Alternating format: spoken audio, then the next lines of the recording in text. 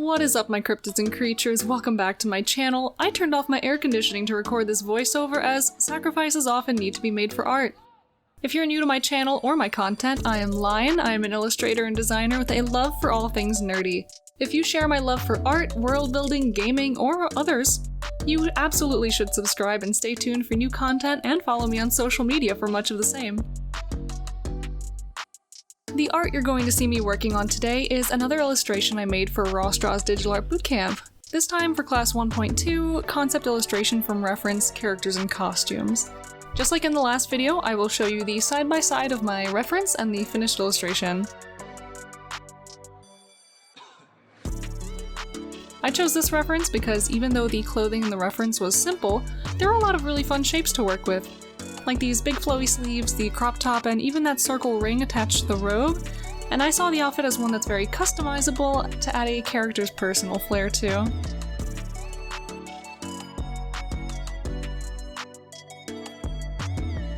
But back to that mention of world building from the intro, that is exactly what we're talking about in today's video. It's not something I've talked about terribly much online, but I have been slowly writing and adding more content to a high fantasy world I call Malkora, Realm of the Seekers. I've been working on this world-building pet project for several years on and off over on World Anvil. If you are a world builder or a writer and you don't know about World Anvil, you are absolutely missing out on an amazing resource, and even more, an amazing community behind it. This isn't sponsored or anything, I mean, one could dream, right? But I just have a lot of really nice things to say about this platform. I will drop a link to my world and to my author page in the description for you guys to check out. And while you're over there, you should also check out the event that's running during the month of July, which is World Anvil Summer Camp. I have done summer camp for I think the past 3 years or so, this year being my third, maybe fourth. Time isn't real, so we're not going to think about it too much, but it's 31 prompts during the month of July that encourage you to build up more and more aspects of your world. And did I mention there are prizes and raffles involved for participants? I know that's all very exciting, but mostly I just can't wait to see the progress in my writing that I make by the end of the month. If you are a fellow Anvilite and you're watching this video, please absolutely leave me a comment and tell me about the world that you're working on. I really want to know. So, back to the art. It was at this point of bootcamp classwork where I decided this could actually be a really fun way to explore one of the races I've been writing in Malkora, and that's the Iskani. Now, all of the world building stuff I'm about to talk about is super duper subject to change in the future, as I'm still working out a huge number of things. I've changed so much about this world since I started working on it, and it's shifted from a potential D&D setting to a classic fantasy setting to a world all its own. And my articles have a lot of catching up and retconning to do. But I'll give you some of the info that I've currently got written out on World Anvil and what's still kicking around in my brain a little bit. The races of Malkora are all as variable in their appearances and traits as humans can be in our own world, if a bit more, of course, given magical traits and all. What truly separates them as races is what flavor of magic flows through their veins and to what degree. I refer to this phenomenon in the world as ancient bloodlines, since these racial origins are nigh untraceable except in special cases. But that's a topic for another video.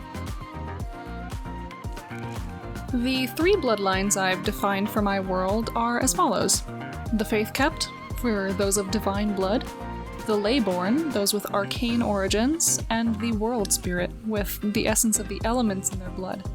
They align with the 3 major sources of magic in the world, being the gods, the Leylines, and the primordials.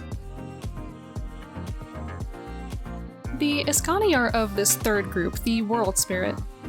With their elemental blood, the physical forms of World Spirit races tend to differ really greatly as compared to the races of the other 2 groups, who, overall, they tend to look like regular people, to a degree.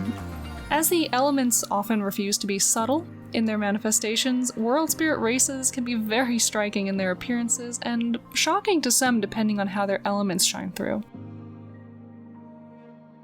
This particular illustration depicts an Iskani born of air, which is actually about as subtle as the Iskani come as far as appearance in most cases. Iskani born of air are often very wispy, and their colorations typically present in shades of gray with minimal pigmentation and in some cases minimal opacity. Having parts of their body appear to be composed of air and nothing more is not uncommon, and these body parts can sometimes appear completely invisible when they're at rest. Wispy swirls may dance across their skin, and the movements of these swirls can sometimes be an indicator as to the individual's current emotional state. I didn't push the manifestation effects too much for this image, as I did want the focus to really be on the assignment, as in the costuming itself. I worked pretty closely to the reference as per the homework, but I did make my different touches to areas like the trim areas, adding some patterning, and the little circle charm hanging from the zipper at her bottoms. The design of that circle charm I actually redesigned to feature the holy symbol of the new dawn, the goddess Nadaris. The faith structure of my world overall is yet loosely defined, but those of faith will almost universally worship or at least offer their respect to this goddess, as she was the world's savior in times past.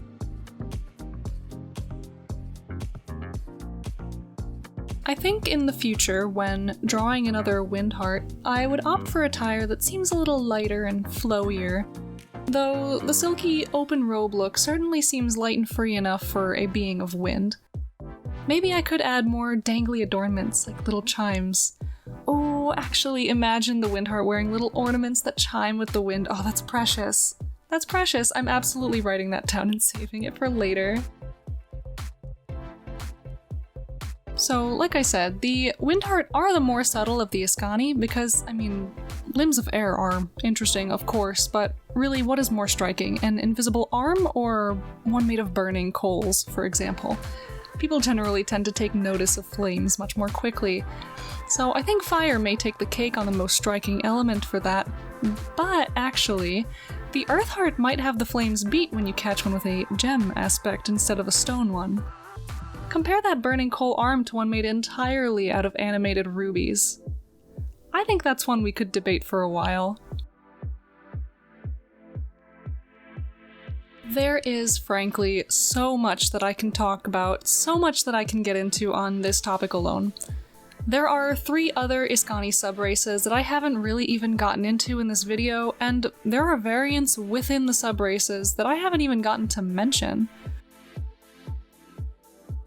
But if you are really curious about them, you can absolutely go read about them on World Anvil.